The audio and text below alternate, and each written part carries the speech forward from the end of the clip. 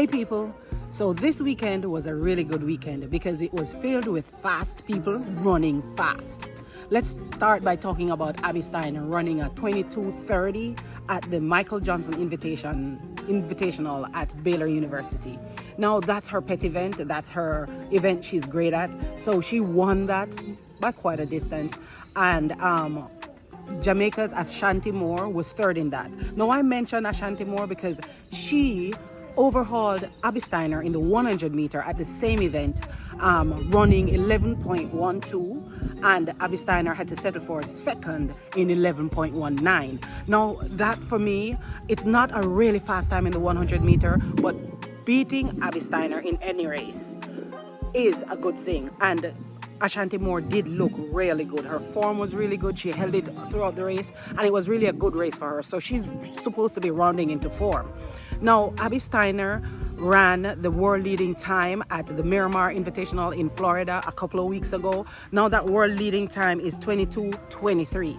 And I mentioned that because who's the other speedster in the 200 meter? Shericka Jackson. Shericka Jackson ran a blazing 10.82 at the Velocity Fest in Jamaica at the National Stadium on Saturday. So that time overtook Aliyah Hobbs 10.89 seconds for the world leading time. And the way Shericka looked in her 100 meter finals, people, let me tell you, she got out of the blocks and by 30 meters she was leading. And to me, she just held her form and cruised to the finish line. That tells me that she has a lot more in the tank, and that she's rounding in the form right at this time and at this good time, which means she's setting herself up for all the competitors, including Abby Steiner, at this World Championship coming up. And I'll be referring to the World Championship because it's gonna be like the end game this summer in Budapest. So I'll be referring to it a lot. Another person I want to talk about is Natasha Morrison. She also ran at the Velocity Fest in Kingston, Jamaica. Now I've seen Natasha Morrison. She's no new kid on the block. I've seen her run a couple of seasons, but she's never looked this good this early to me. In that race on Saturday night, when she ran her semis, she was cruising and she had good form and she held it. In the finals, she was fighting another competitor, Antonique Strawn from the Bahamas, for the second spot, and she held her off brilliantly.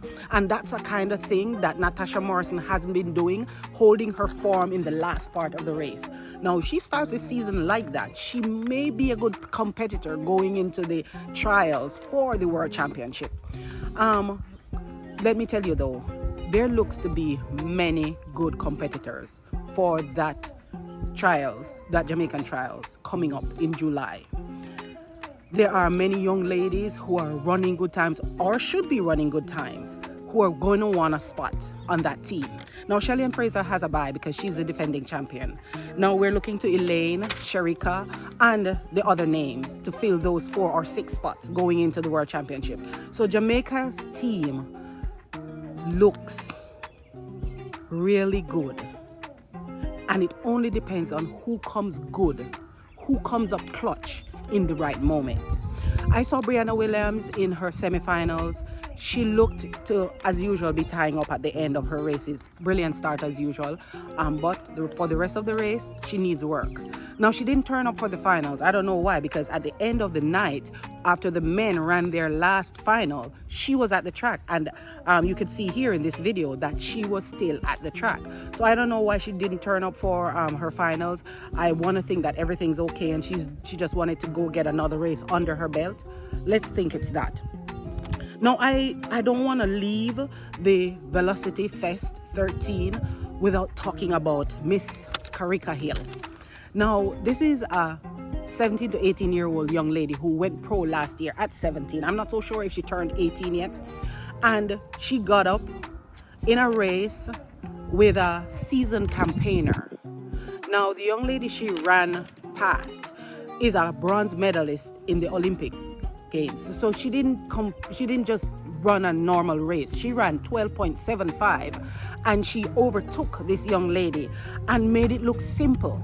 Now her form has always been good. She's always running fast time, but the maturity it takes to chase somebody down of that caliber in a race like that, it takes a lot of physical and mental maturity. And I say, Karika, I'm looking at you. I'm looking out for you. So let's go. I'm also going to talk about from that meet, the men. Let's go over to the men's side and talk about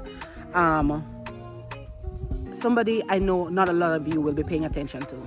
He was in the finals. His name is Javon Matterson. Now, a lot of you may not remember him. He's a KC old boy, and he ran really good at like boys champs and so on. I understand he's had injuries and he's coming back from that, but I'm looking out for him also because he's a young talent that has the potential to develop really well in the sprints. Now, let's talk about the men who are doing really good things. The A final in the 100-meter race was won by Zarnell Hughes because Akeem Blake was disqualified after the fact for a false start. But they didn't recall the race nor rerun the race, although they didn't do a second gun, so the race continued on, and but it wasn't officially timed. Like Akeem Blake's time wasn't official.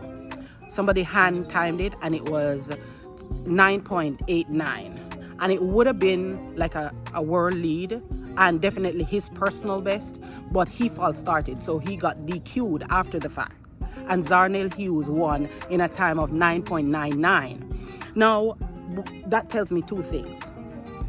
If Mr. Blake gets the start he needs, this 20-year-old is looking superb for this season coming up. And I'm thinking, given who his coach is, he's going to get that start right. Now, Zarnell came on and was coming down to him at the end, and that made for a really intriguing race. Another person I wanted to point out in that race is Mr. Julian Ford, another seasoned campaigner, and he also is coming off an injury, but I've always enjoyed seeing Julian run, and he's rounding into form also. So you notice how many times I've said rounding into form, because this is going to be juicy. It's going to be mouth-watering. It's going to be fun to watch these fast people do their thing in this coming season. Now I want to go back to an American, Aliyah Hobbs. Now she ran at the LSU Alumni Gold over the weekend. She ran 10.86, and at the time when she ran that, it was the world lead before Miss Sherika Jackson ran her 10.82. But she ran and she looked really good. She, of course, held her nerves because Tamari Davis was running down on her. Tamari, by the way, ran on 10.89. So you could see these people, these athletes doing their thing and coming out, showing who they are. Now, there are a number of people missing on the international scene, a number of people who you expect to be running at this time. For example, Elaine didn't show in for her 100-meter race at the Velocity Fest 13. She didn't show, and we're still looking out for Elaine to run a 100-meter race this season to see what shape she's in and what she's doing, given that she's kind of new, a second year in this new camp, just to see where she is. I haven't seen also Kemba Nelson, who is in the same camp as Shelly-Ann Fraser-Price. I saw her once in a 200-meter race, but that was earlier in the season, and I'm looking forward to seeing her because I've seen like the other girls that are in college, but I'm looking forward to seeing her, given the camp she's in, what she's done before, and where she should be right now. One of the twins, Tina Clayton, she also was a no-show at the Velocity Fest. I also want to see her because she has a big and mature heart, a big talent also. So as these Jamaican young ladies come out and keep running and we see where they are, we should be having a better sense of how this team is going to look going into the World Championships. Now, I've said World Championships about 1,000 times, and I want you to get your comfortable chair, because on this channel at all times we'll have the breakdown, the roundup of all these meets leading to the trials that will lead to the World Championship. So if you haven't already, hit the subscribe button, hit the notification bell, like, comment, share this video, and I'll catch you next time. Back.